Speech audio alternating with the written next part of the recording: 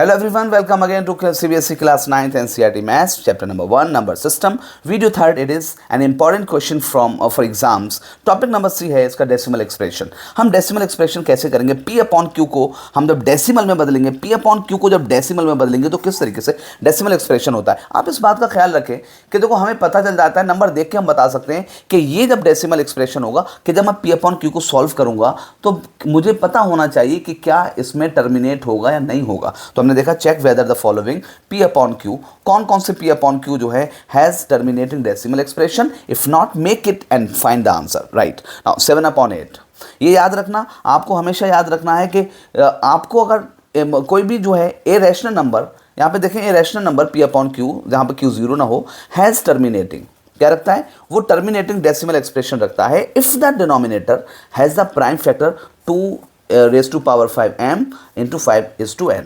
Right, अगर इस form में है या तो 2 का बन रहा हो, कोई पावर आ रही हो, या 5 की पावर आ रही हो, या दोनों की आ रही हो, तब क्या होगा, तब वो जो है टर्मिनेट होगा हर हालत में. नाउ यहाँ पे देखो 7 अपॉन 8 है. पहला 8 को क्या लिख सकता हूँ, 2 की पावर 2 इंटू 2 इंटू 2 एंड 2 की पावर 3. क्या ये फॉलो हो रहा है? हाँ, आ गया 2 की पावर m आ गया. तो मैं लिखा एज द डिनोमिनेटर हैज़ 2 की पावर 3 इंटू 5 की पावर 0, यानी 5 नहीं तो 0 हो गया. तो यहाँ पर ये इसमें है ना, तो ये टर्मिनेटिंग होगा. तो इसका आंसर कैसे निकालेंगे? 7 अपॉन 8 को मैंने क्या लिखा, 7 अपॉन 2 की पावर 3. अब मुझे नीचे 10 लाना है. 10 लाने के लिए मुझे क्या करना पड़ेगा, मुझे जो है ना 5 की पावर मैंने यहाँ पे 3 अपने पास से मल्टीप्लाई कर दी, तो 5 की पावर 3 से ऊपर मल्टीप्लाई करूँगा. 5 की पावर 3 का हो गया 125, 7 इंटू 125 की वैल्यू हो गई 875 मल्टीप्लाई करने पर. और ये कितना हुआ, 2 की पावर 3 5 की पावर 3 यानी कि 10 की पावर 3 हो गई. हम जानते हैं, रूल जानते हैं इसका क्या, a की पावर m इंटू b की पावर m, पावर सेम है, बेस अलग अलग है, तो a इंटू बी की पावर m. वही तो हुआ यहाँ पर. 2 5 10, 10 की पावर 3 हो गया, 10 की पावर 3 के अंदर 1000, और 1000 को डिवाइड करोगे वेरी इजी 0.875. 3 अपॉन 40 को देखो, 3 अपॉन 40 को क्या लिख सकते हो, 8 इंटू 5. 8 को क्या लिखोगे, 2 की पावर 3 इंटू 5 इंटू 3. ये टर्मिनेटिंग होगा, क्यों? क्योंकि ये जो है किसकी फॉर्म में है, 2 भी है उसमें, 5 भी है, तो यस ये होगा. अब आंसर कितना आएगा, तो हम क्या करेंगे, 3 अपॉन 2 की पावर 3 इंटू 5. तो हमने क्या किया बेटा, हमने यहाँ पे 2 की पावर 3 है तो इसको भी मुझे 5 की पावर 3 करना है. तो 5 की पावर 3 कैसे हो गई, यहाँ पे 1 है तो मैंने 5 की पावर 2 से मल्टीप्लाई कर दी. तो नीचे की है तो ऊपर भी करूंगा. ऊपर कितना होगा, 25 3 था 75 हो गया. नीचे 2 5 10 की पावर 3 का मतलब 1000, और यहाँ पे जब 75 को 1000 से डिवाइड करूंगा तो 0.0075. This is answer. राइट, ये क्वेश्चन क्या है कि आप डेसिमल डिनोमिनेटर देख के बताओ कि ये टर्मिनेटिंग होगा या नहीं होगा, और अगर होगा तो उसका आंसर फाइंड आउट करो. हमने कर लिया. अच्छा, फिर आया देखो इसमें एक और क्वेश्चन जो है इसमें 4 अपॉन 25 को आपने देखना है कि टर्मिनेटिंग है या नहीं. अगर है तो आपने करके देखना है, डू योर सेल्फ. राइट, कैसे करेंगे आपको खुद करना है, फिर बता रहा हूँ. 4 अपॉन 25 को क्या लिखा मैंने, 5 की पावर 2, इसी को तो कहते हैं 25. अब ये 5 की पावर 2 होगा तो कितना हो जाएगा. अब मुझे क्या करना है, इसमें 2 भी इंक्लूड करना है. तो मैंने 4 में क्या किया, 5 की पावर 2 में मैंने 2 की पावर 2 अपने पास से ऐड कर दिया, मल्टीप्लाई किया. तो 2 की पावर 2 से ऊपर भी मल्टीप्लाई करूंगा. ऊपर कितना हो जाएगा, 4 4 16 हो जाएगा. यहाँ पे 5 टू द 10 की पावर स्क्वायर, ऊपर 16 हो गया, नीचे 100 हो गया. 0.16 इज आंसर. राइट, 0.16. अच्छा, फिर आया टॉपिक सी. हमने टॉपिक सी में पढ़ा था कि वो टर्मिनेटिंग है या नहीं है, उसका आंसर निकालना. अब टॉपिक डी पढ़ेंगे, P अपॉन Q को डेसिमल में कन्वर्ट करना. It's very lengthy one, difficult तो नहीं है, हाँ लेंथी होता है. ये कैसे, 22.7. तो मैंने क्या लिखा, पहले 7 लिखा और 22 को डिवाइड किया. देखें 0 पॉइंट लगा दिया, नहीं पहले तो पूरा जाएगा.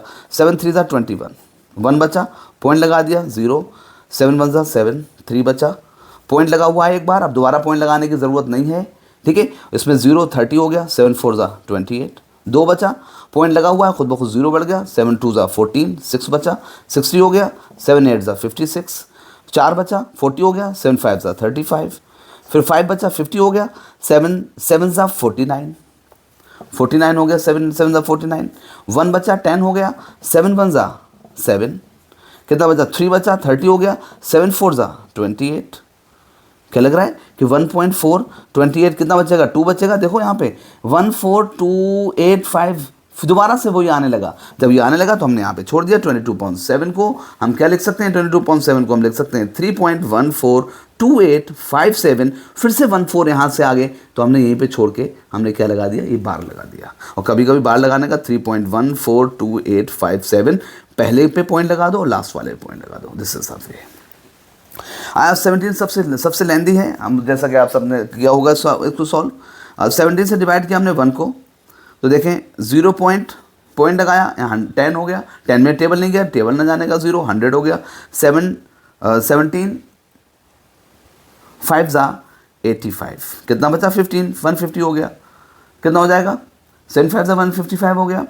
इसके बाद कितना आया 7 7 ज़ा 119, 7 8 ज़ा 136, तो 8 ज़ा 136, 14 बचा, 7 8 ज़ा 136, 4 बचा, 7 2 ज़ा 34, कितना बचा 6 बचा, 17 3 ज़ा 51, कितना बचा 9 बचा, 17 5 ज़ा 85, 5 बचा, 17 2 ज़ा 34, कितना बचा 16 बचा, 17 9 ज़ा 153, कितना बचा 7, 70 हो गया, 17 4 ज़ा 68, कितना बचा 2 बचा 20, 17 1 ज़ा 17, कितना बचा 3 बचा 30, 17 1 ज़ा 17, कितना 13 बचा 130, 17 7 ज़ा 119, कितना बचा 11 बचा 0 हो गया, 17 6 ज़ा 102, कितना बचा 8 बचा, 17 4 ज़ा 68, कितना बचा 12 बचा, 120 हो गया, 17 7 ज़ा 119, कितना बचा 1 बचा, बस हमें यही चाहिए था,